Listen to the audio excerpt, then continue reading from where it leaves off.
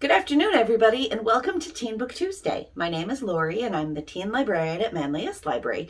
And for the next few weeks, I am going to be telling you all about the giant shipment of brand new books I just got in the teen room. I'm going to start today with this stack here. I haven't even looked at them myself, so I have no idea what I'm about to tell you about. Let's discover what's new in the teen room together. This first one is called Blood Like Magic by Liesl Sambury. And that is a gorgeous cover. And the back says, "To save my family's magic, I must destroy my first love. I never wanted to be a killer, but I am a Thomas witch. We suffer and we survive." And this is a book that is described as black girl magic. After years of waiting for her calling, a trial every witch must pass in order to come into their powers, the one thing Voya Thomas didn't expect was to fail. When Voya's ancestor gave her an unprecedented second chance to complete her calling, she agrees, and then is horrified when her task is to kill her first love. Excuse me. And this time, failure means every Thomas witch will be stripped of their magic. Because in witchcraft, blood is everything. And that is Blood Like Magic by Liesl Sambury. And that looks wonderful. You may know some of these books. This one is called The Box in the Woods. And this is by Maureen Johnson. She also wrote the Truly Devious series. This is kind of mystery, a little bit of creepy, adventure, and just really great fun. This series eases a little bit into the horror genre as well. Never open the box. You don't know what might be waiting for you inside. Amateur sleuth Stevie Bell needs a good murder. After solving the now famous Truly Devious case at her high school, she's back at home for a normal, that means boring, summer. But then she gets a message from the owner of Sunny Pines, formerly known as Camp Wonderfalls, the site of the mysterious unsolved Box in the Woods case. Back in 1978, 4 camp counselors were killed in the woods outside the town of Barlow Corners, their bodies left in a gruesome display. The new camp owner offers Stevie an invitation. Come to the camp and help him work on a true crime podcast about the case. Stevie agrees as long as she can bring along her friends from Ellingham Academy. Nothing sounds better than a summer spent together investigating old murders. But something evil still lurks at Barlow Corners. When Stevie opens the lid on this long dormant case, she gets much more than she bargained for. The box in the woods will make room for more victims. And this time, Stevie might not make it out alive. So that's The Box in the Woods. It is preceded by Truly Devious, The Vanishing Stare, and The Hand on the Wall. So this is the 4th book in the Truly Devious series. They call it a Truly Devious trilogy, but there's 4 books now, so it can't really be a trilogy. So, realistic fiction, romance, queer. It's wonderful. It's called Meet Cute Diary, and it's by Emery Lee. And it's absolutely adorable and delicious, and I can't wait to read this one myself. Noah Ramirez thinks he's an expert on romance. He has to be for his popular blog, The Meet Cute Diary, a perfect collection of trans meet cutes and happily ever afters. There's just one problem. All the stories are fake. What started as idealized fantasies of a trans boy afraid to step out of the closet has grown into a beacon of hope for trans readers across the globe. When a troll exposes the Meet Cute Diary as fiction, Noah's world unravels. And this is the story of how he tries to put it all back together. And it's called Meet Cute Diary by Emery Lee. A great summer read. All right. Morgan Matson. That's the author. Take Me Home Tonight is the book. This is the picture on the back, which I think is the author's dog. And this is historical fiction. It takes place, I think, in the 1980s. I want to say in the 1980s. 2 girls, 1 night, 0 phones. Kat and Stevie, best friends, theater kids, polar opposites, have snuck away from the suburbs to spend a night in New York City. They have it all planned out. They'll see a play, eat at the city's hottest restaurant, and have the best night ever. I was wrong. This is not the historical fiction that I was thinking of. This is actually contemporary fiction, adventure fun. Except there's all kinds of things that go wrong. Their phones get destroyed. Their phones get lost. They have family drama. There's unexpected Pomeranians. It is fun. It is a fabulous read. Take Me Home Tonight by Morgan Matson. All right. Better Together by Christine Riccio. A new sister, a new love, but can she find her voice? And then on the other side it says, a new sister, a new love, but can she find her path? And this is a story about 2 sisters who find each other again after a very long time.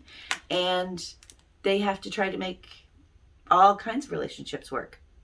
It's described as Freaky Friday meets The Parent Trap, but it's not a kid's book. It's definitely a teen book. Sparkling, heartfelt story about sisters who find each other and help each other find themselves. Jamie's an aspiring stand-up comic in Los Angeles with a growing case of stage anxiety. Siri's a stunning ballerina from New Jersey nursing a career-changing injury. They've both signed up for the same session at the off-the-grid Rediscover Yourself retreat in Colorado. When they run into each other, their worlds are turned upside down. Jamie and Siri are sisters, separated at a very young age by their parents' volatile divorce. They've grown up living completely separate lives. Jamie with their dad and Siri with their mom. Now, reunited after more than a decade apart, they hatch a plot to switch places. It's time they get to know and confront each of their estranged parents. With an accidental assist from some fortuitous magic, Jamie arrives in New Jersey looking to the world like Siri, and Siri steps off her flight, sporting a Jamie glamour. Their ensuing adventure is rife with emotion, hijinks, romance, and self-reflection as the girls are thrust from their comfort zones and forced to confront their pasts so they can easily navigate their future. And this is told by dueling perspectives from both sisters. And that's Better Together by Christine Riccio. This is one I've been waiting for a while. It's called Blackout, and the tagline is, even love stories can glow when the lights go out. And this is a collection of summer stories. A summer heat wave blankets New York City in darkness, but the city is thrown into confusion. A different kind of electricity sparks. A first meeting, longtime friends, bitter exes, and maybe the beginning of something new. When the lights go out, people reveal hidden truths. This is 6 beloved, best-selling, and award-winning authors, Danielle Clayton, Tiffany D. Jackson, Nick Stone, Angie Thomas, Ashley Woodfolk, and Nicola Yoon, bring the glowing warmth and electricity of Black teen love to an interconnected novel of charming, hilarious, and heartbreaking stories that shine a bright light through the darkness. So that is 6 stories that connect together about one night of blackout in New York City. And it's called Blackout. This one is called All Our Hidden Gifts by Caroline O'Donoghue. Ladies, meet the housekeeper card. Now she can be your downfall or she can be your start. And she only wants the best for you, like she never got for herself. She sees you at the bottom and she's coming down to help.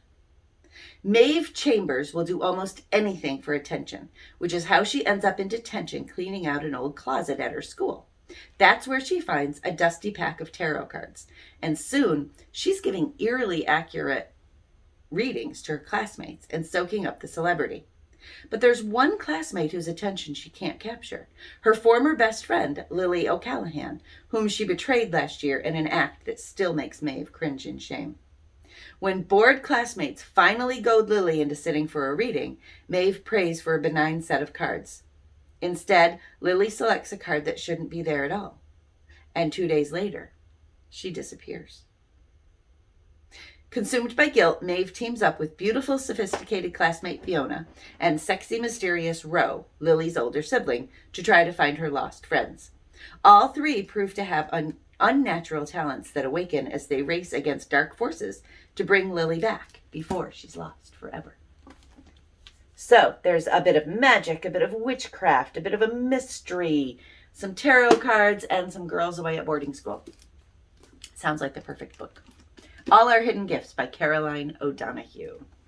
And finally today, it's such a great cover, Ace of Spades by Farida Abike Iamide.